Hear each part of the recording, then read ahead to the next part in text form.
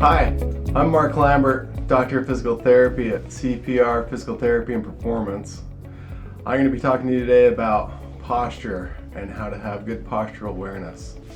So these days, most of us have some sort of mobile device, be it a smartphone or a tablet, or even using a laptop.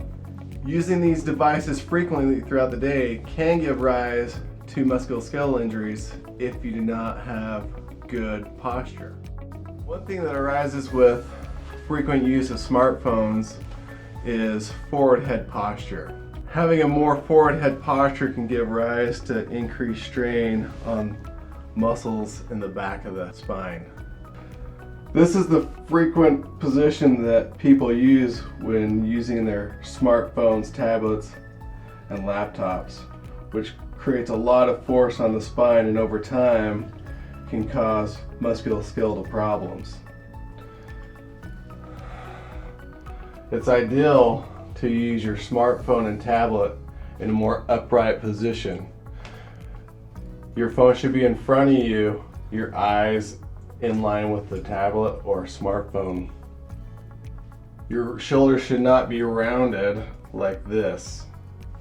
We want to think about having a nice upright posture, arms supported and not flailed out to the side.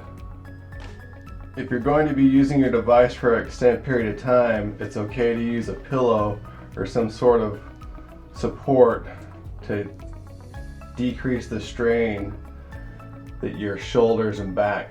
Ideally, when you're using your smartphone for prolonged periods of time, you should be using good posture. It's okay to have bad posture for short periods of time, but for prolonged periods of time, you want to think about having good posture, which is sitting nice and upright and not slumped, slouched in this position.